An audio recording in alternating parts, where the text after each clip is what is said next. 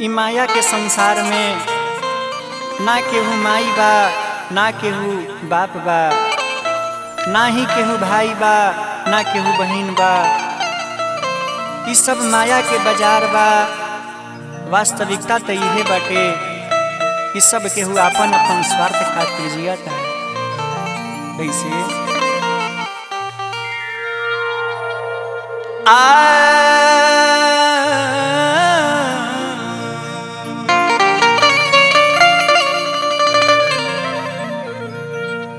कि सगरो लगल बा इहवा माया के बाजार रे, माया के बाजार रे।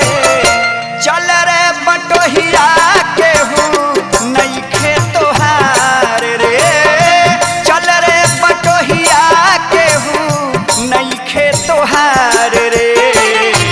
सगरो लगल बा इहवा माया के बाजार रे, माया के बाजार रे।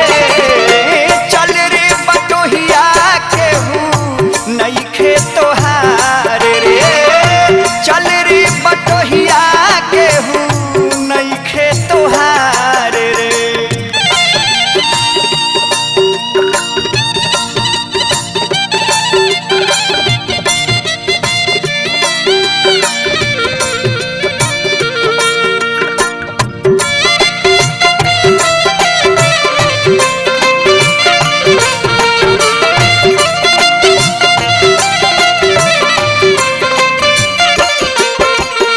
वास्तविकता तो यह बा कि यहाँ केहू के केहू नहीं खे। कैसे यहाँ हित न केहू बा, नहीं कोई तोर संगती हो। सब केहू जियता सिर्फ अपना खातिर हो।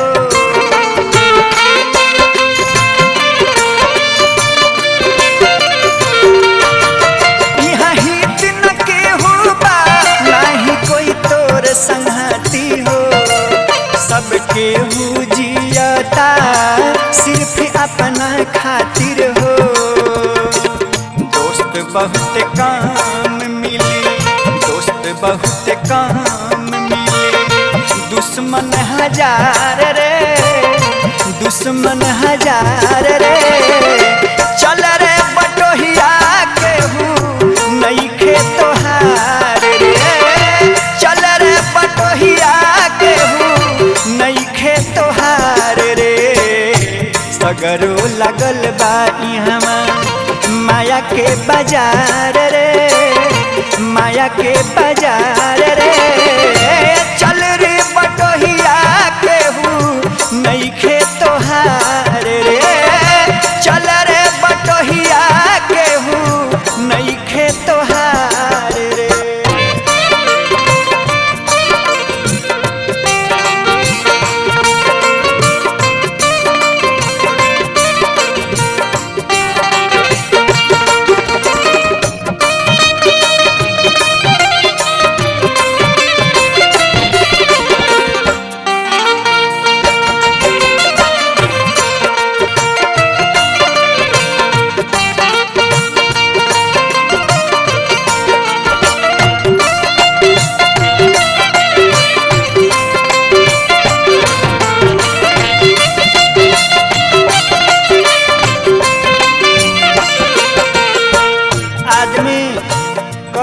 कर्म करके इतना बड़ा महल तैयार करेला, लेकिन वो भी एक दिन साथ छोड़ देला। पाई पाई के जोड़ी के बनवला महल दुताला हो। कुछियों न जाई साथे इहाँ में रह जाला हो।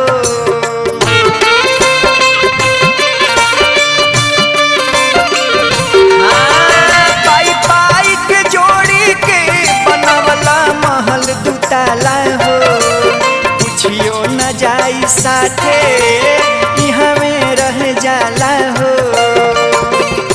पल भर के मेला बा, पल भर के मेला बा, फिर हो जाई अन्हार रे, हो जाई अन्हार रे। चल रे बटोहिया केहू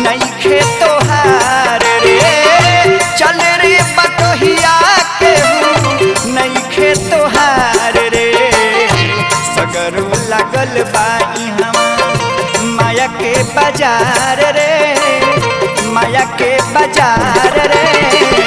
चल रे बटोहिया केहू नइखे तोहार रे, चल रे बटोहिया केहू नइखे तोहार